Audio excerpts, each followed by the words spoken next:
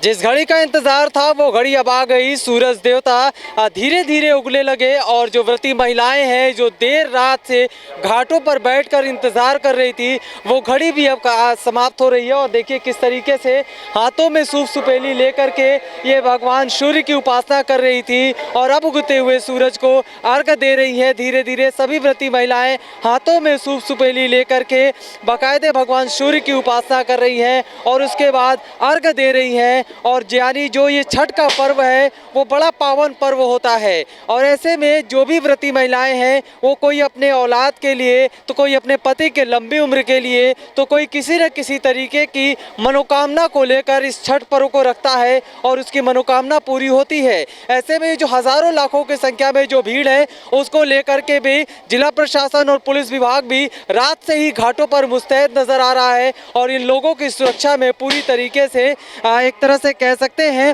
परिश्रम कर रहा है। इस तरफ भी मैं आपको तस्वीरें दिखाऊं तो आप देखिए कि यहाँ भी जो श्रद्धालु है इस तरफ भी यहाँ भी किस तरीके से हाथों में सूप सुपेली लेकर के ये लोग बस अर्घ दे रहे हैं, परिक्रमा कर रहे हैं और जैसे जैसे देखिए परिक्रमा करेंगे वैसे वैसे इनके घर के लोग अर्घ देते हैं। अर्घ का मतलब होता है दूध से जल से अर्घ दिया जाता है और अर्घ दे करके इस पूरे व्रत की समाप्ति होती है।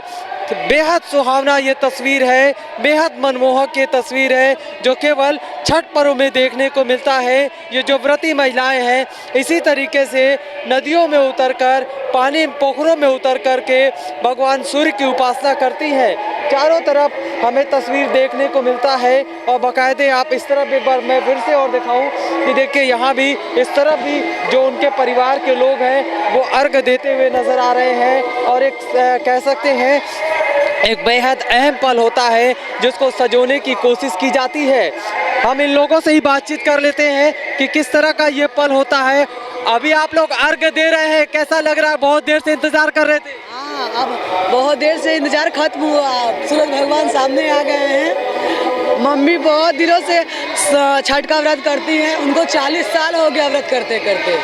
मैं देख रहा हूँ काफी बुजुर्ग है, उसके बाद भी नदी में उतर के भगवान सूर्य की उपासना कर रही है। साल हो गया उनको व्रत करते हुए, अब वो थक चुकी है इसलिए भगवान आ गए और छठ की महिमा बहुत अपरंपार है।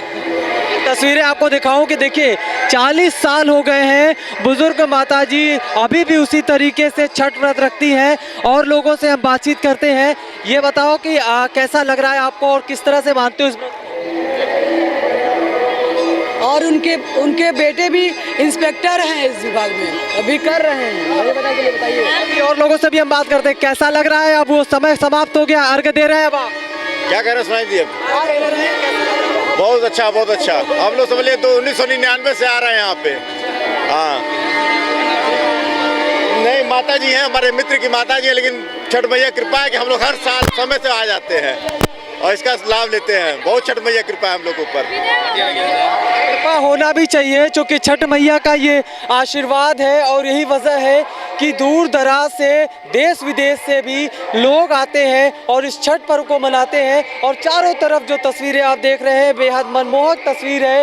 ये तस्वीर केवल छठ पर्व में ही देखने को मिलता है और आप अर्घ जो दे रहे हैं ये व्रती महिलाएं रात से ही खड़े होकर के इंतजार कर रही थी और अब उनके परिवार के लोग एक एक करके अर्घ देते हुए नजर आ रहे हैं। और निश्चित रूप से अपने आप में ये तस्वीर बेहद मनमोहक तस्वीर है जो केवल छठ पर्व में देखने को मिलता है और कह सकते हैं कि छठी मैया का ही ये आशीर्वाद है जो पूरी रात घाटों पर बैठ करके ये लोग इंतजार करते हैं उगते हुए सूरज के लिए और उगते सूरज को प्रणाम करके उन्हें दर्शन करने के बाद उनकी पूजा अर्चना करने के बाद अर्घ देने के बाद ये पूरे व्रत की समाप्ति करते हैं। कैमरा पर्सन अजीज के साथ सुशील कुमार, इंडिया न्यूज़, गोरखपुर।